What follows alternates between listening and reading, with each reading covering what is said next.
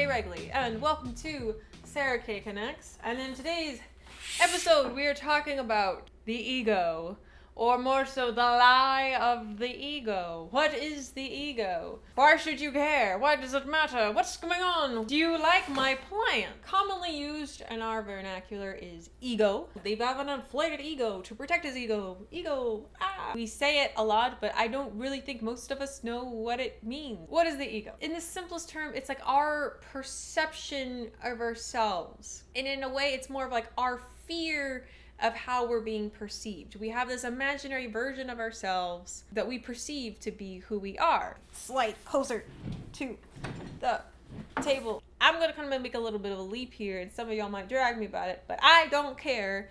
It is, quite frankly, a type of selfishness because it only comes up when we are busy protecting this imaginary version of ourselves, no matter the damage it does to yourself or to others, as opposed to living organically and truthfully with the people around you. I just want to clarify something because there's a difference between self-value, self-worth, and ego. So self-worth is understanding your intrinsic value as a human being and making sure that people will treat you with the type of respect that is entitled to being a human being.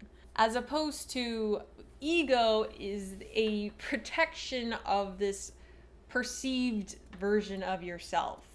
It doesn't actually exist.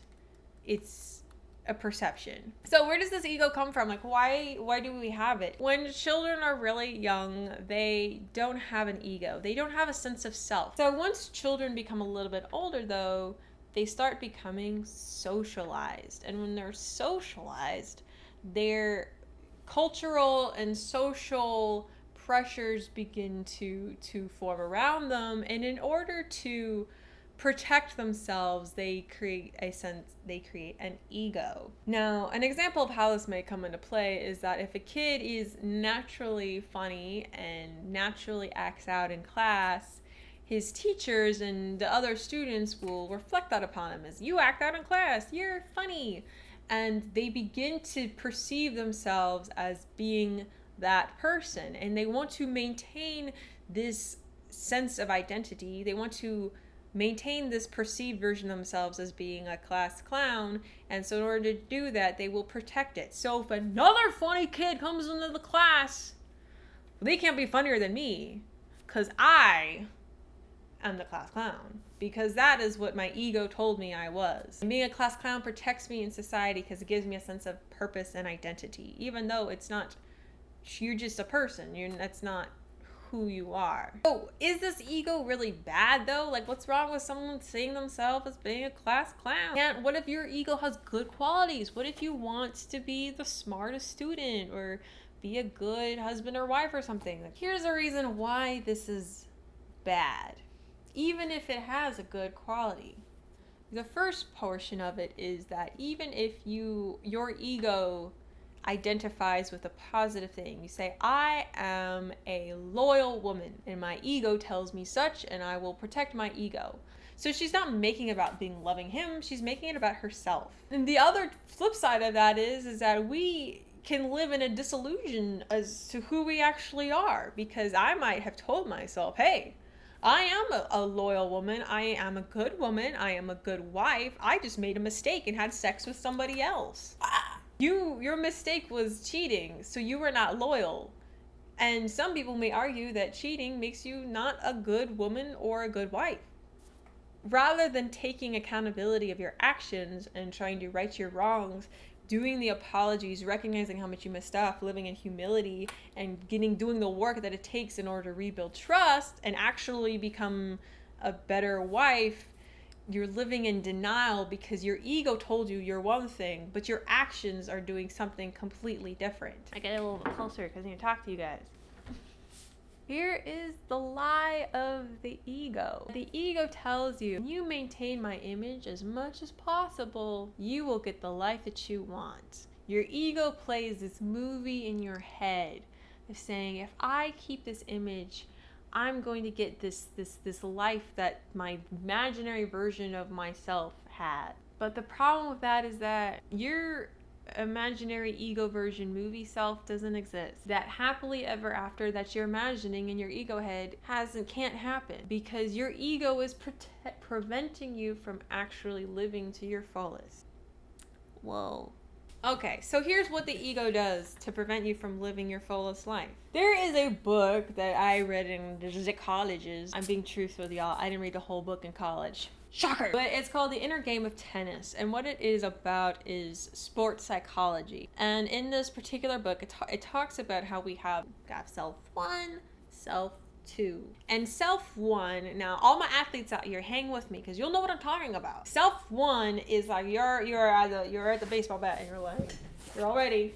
Oh my gosh, that dude I like is watching me. Oh, I better do well. Stay focused, stay focused. And then you start thinking about, did I wear the right pants for this? Is my butt sticking out all funny? Did I grab the right bat? Whoop, whoop, whoop, whoop. And then you're so busy looking at everything else that when they actually throw the ball at you, you weren't paying the attention that you needed to pay attention to in order to hit it. Self two is like that incredible moment of bliss.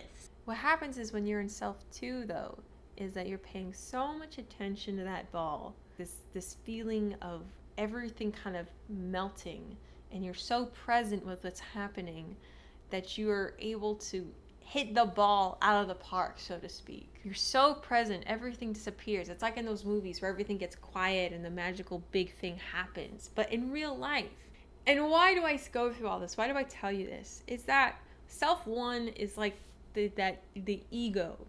It's that fear of how you're being perceived. It's that thing that tells you no. You're so distracted with how you're being perceived that you're not able to live fully and be present. And that's the ego is going to be the one that prevents you from asking that girl out or asking that guy out because you're afraid of what your friends are going to think. You're afraid they'll clown you about it. You're afraid he'll say no or she'll say no, or that you're going to be hurt again.